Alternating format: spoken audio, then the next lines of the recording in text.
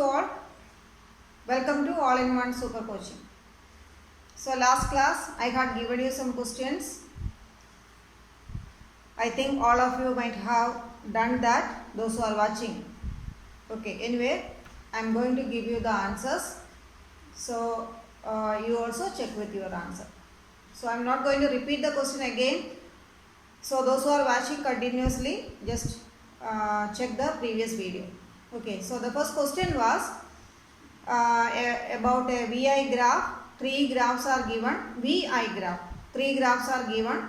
It is notated as T1, T2 and T3. And T1, T2, T3 represent the temperatures.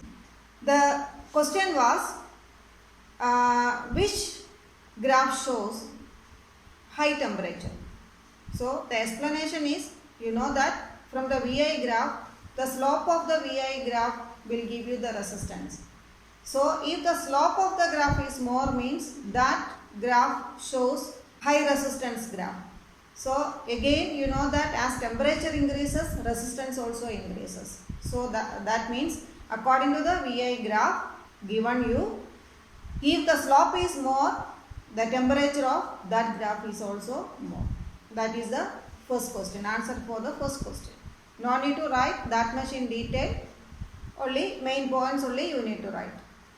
The next question, what I given you, which of the following is having high resistance? A thin long copper wire or a thick short copper wire? I think you got the answer. The answer is a thin long copper wire. Why? Thin means area is less, base area. Base area, cross-sectional area is less, thin. Long means as length increases, resistance also increases. Base area less means, you know that base area is less means resistance also increases. So when you compare these two statements, a thin long copper wire and a thick short copper wire, a thin long copper wire is having more resistance. Okay, these type of questions you will get, you expect for the examination. Next question is, the connecting wires in an electric circuit are made of copper and aluminum. So usually we use copper, aluminum is also using why. So here also you know that copper and aluminum are conductors and resistance is also low. And one more point you need to add, these copper and aluminum, they are having low resistivity. That is why this point also you need to add. They possess low resistivity or specific resistance. Then the last question was, heating elements of electrical appliances like electric iron, that is nichrome is used. Nichrome, you know nichrome is an alloy and a combination also already we have discussed. Here also in terms of resistivity you have to say the answer. You know that nichrome is having a high, it is high resistance material. In terms of resistivity you have to explain, because nichrome possesses high resistivity, specific resistance, and a high melting point. That is very important, high melting point. Okay, so these are the questions we have discussed. I have given you. So these are the answers for these questions. But along with that, one more point I need to include about the alloy. So this constantan and manganese, these two alloys, actually these two alloys are used for making standard resistances. This is also very important. So along with this nichrome, this is also important. So constantan and manganese are used for making standard resistances because they are almost independent of temperature. So this is used for making resistance. They are almost, these alloys are almost independent of temperature because as you know that as temperature changes, resistance also changes. So in order to make resistances, we need something which is independent of temperature. Now it is time to start the next important topic, combination of resistances. There are two main combinations. One is series combinations, second one is parallel combinations. Then mixed combinations are also there, but According to 10th standard, you need to learn only series combination and parallel combination. Okay, so directly we are going in detail. Combination of resistances. Equivalent resistance of the series combination of resistances. Here, 3 resistances are given in the picture. See the diagram. It is connected to a cell. Potential difference across that cell is V. So here, the current through each resistor R1, R2 and R3 is the same, that is I. But the potential difference across each resistor R1, R2, R3 are different, that is V1, V2, V3. This is a main point you should remember. In series connection, current is the same and the voltages across each resistor is different. Now, how to find out the equivalent resistance of these 3 resistances? Now here, the voltage V is divided into V1, V2 and V3 across R1, R2 and R3. So, the total potential difference V is equal to V1 plus V2 plus V3. Then according to Ohm's law, you know that V is equal to IR. So, here V1 is equal to IR1. V2 is equal to IR2 and V3 is equal to IR3. So, here taking I common factor, I into R1 plus R2 plus R3. So, V is equal to I into bracket R1 plus R2 plus R3. Then V divided by I is equal to R1 plus R2 plus R3. So, you know that V by I is equal to R. Now, we are talking about resistances in series. So, Rs is equal to R1 plus R2 plus R3. So, in general, if there are n resistances, it is Rs is equal to R1 plus R2 plus etc. Rn. Then another important thing, if the resistances are equal, if all the resistances are equal, if they are connected in series, Rs is equal to N into R. To increase the resistance in a circuit, resistors are connected in series. This is an important point. To increase the resistance in a circuit, the resistors are connected in series. See the important points here. In series connection, the equivalent resistance is higher than the highest individual resistance. In series connection, the current through each resistor is the same, but the potential difference across each is different. And the total resistance is higher than the highest one. See one example. In this example, if R1 is equal to 1 ohm, R2 is equal to 3 ohm and R3 is equal to 5 ohm. If they are connected in series, Rs is equal to 1 plus 3 plus 5, which is equal to 9 ohm. So, 9 ohm is the highest resistance. So, it is higher than the highest resistance. So, here the highest resistance is 5 ohm. So, when these 3 resistances are connected in series, the equivalent resistance or the effective resistance is higher than the highest. Very, very important. Now, let us discuss parallel combination of resistance. So, here also 3 resistors R1, R2 and R3. They are connected in parallel. See the connection.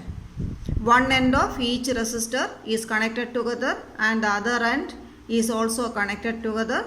These two common ends are connected to the cell. In this case, see, 2 diagrams are given. Both the diagrams represent the same connection. Okay. Here, the voltage is V and the current I, after reaching this junction, it is divided into each branches. So, here it is I1 and here I2, here I3. So, in this case, what you have to keep in mind, here current through each resistor is different. but the potential difference across each resistor is the same. So when you study these two series combination and parallel combination, keep these points in mind. So here I is divided into I1 plus I2 plus I3. So total I is equal to I1 plus I2 plus I3. Then according to Ohm's law, you know that I is equal to V by R. So here for I1, instead of I1 you can write V by R1 plus V by R2 plus V by R3. Then taking V common, 1 by R1 plus 1 by R2 plus 1 by R3. Then again cross multiplication, I divided by V is equal to 1 by R1 plus 1 by R2 plus 1 by R3. Now you know that V by I is equal to R. Then what about I by V? I divided by V is equal to 1 by R. So 1 by R, here it is 1 by Rp, because these three resistors are connected in parallel, is equal to 1 by R1 plus 1 by R2 plus 1 by R3. So here also remember these things. In parallel, current is different, current across each resistors is different, V is the same, and Rp, the value of Rp is low, that is it is lower than the least value. For example, if R1 is equal to 2 ohm and R2 is equal to 4 ohm and R3 is equal to 6 ohm, then 1 by Rp is equal to 1 by 2 plus 1 by 4 plus 1 by 6. It will be 11 divided by 12. 1 by Rp is equal to 11 divided by 12. Therefore, Rp reciprocal.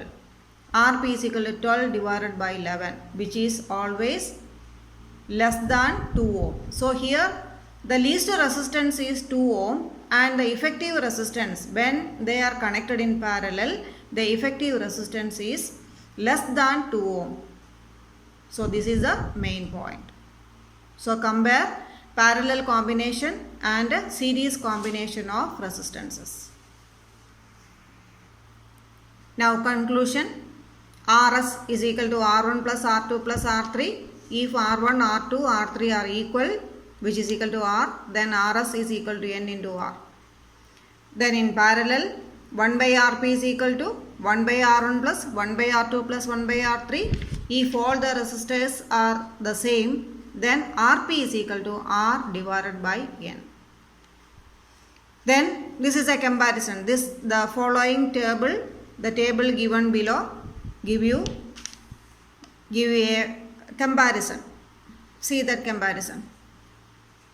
Series and parallel. Voltage across each resistor. Series connection, it is different. Parallel connection, it is the same. Current across each resistor. In series, it is the same, and in parallel, it is different.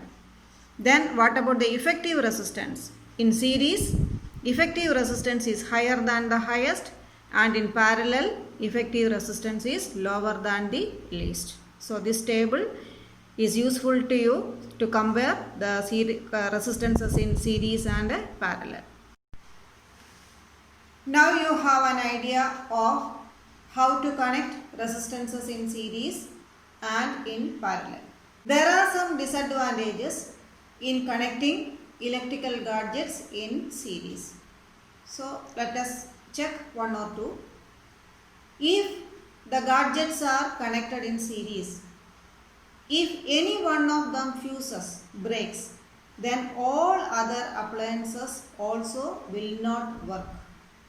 So that is a main disadvantage. Second one, different electrical appliances.